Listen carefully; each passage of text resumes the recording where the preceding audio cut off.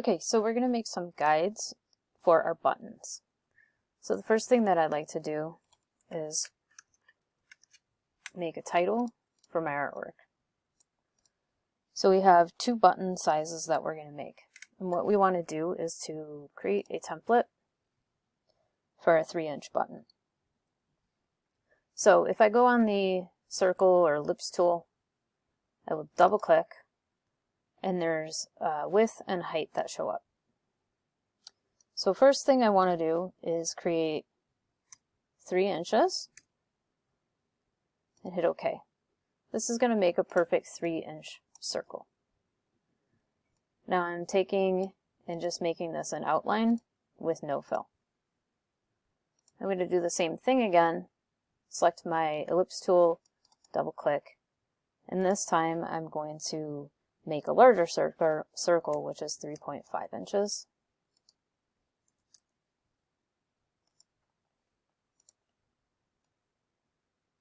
And I'm going to line these up because they're a little bit off center. It's hard to align them perfectly. So I can go to my align.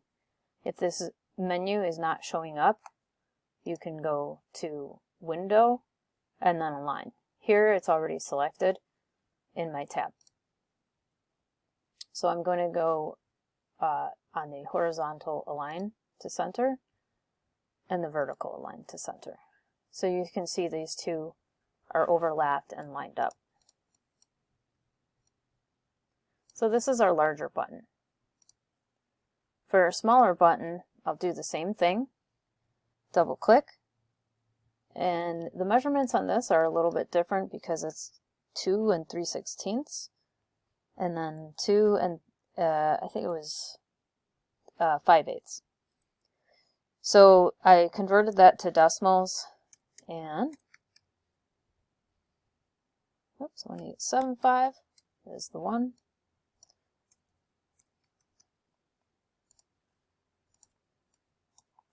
And then the other size is 2.625. Hit OK. And again, I'm going to line these up with the align tool. So you might be asking why there's two lines here, two circles. So the first circle is going to be the acetate. Now this is the plastic coating that goes over the button itself. The second area is called the live area.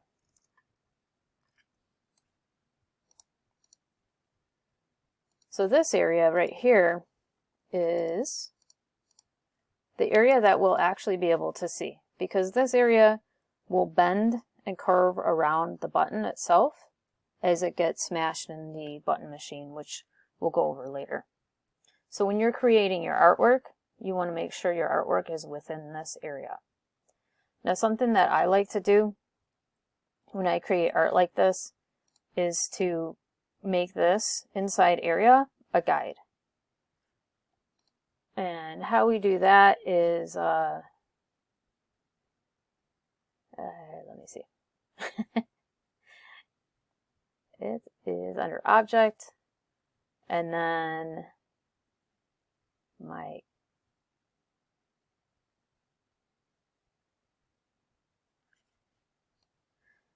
it is under guides, and then make guides. So I'm working on a Mac, so I have the Apple key, or the Command key 5. The shortcut for this may be different on your computers, but this is where you find it in the drop-down menu. So view, guides, and then make guides. Now you'll see that this turned into a guide, and when I create art over this, it will still show, but it's not going to be part of the artwork. So this is important because we don't want to have this printed. When we print this, we're going to print this outline area, so we can cut this out. So this can be confusing. So then you start putting your artwork in this area, and again, keep it within this outline If it goes like this is going to show on the back side of the button these areas right here, which you do not want to have. Now, one helpful tool that you can use for creating text on a button is going to be the different kind of text tools here. So you might want to have your artwork go in a circle around this button. So the best and cleanest way to do this is to create a circle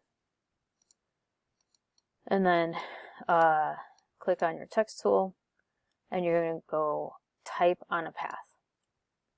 So if I take the tool, place it over the circle, you can see I've got what's called Greeking here. So it's just made-believe words to show you how the text is going to be. And it's all selected because it's highlighted. So if I double click this, it'll select this whole area. So if I type a word, it's going to follow this path around. And then in your character palette, or character tab, I should say, you can create, increase the font size. You can change the fonts to have this follow this area. You can move this text by moving these bars. This does get a little tricky because sometimes it'll flip inside.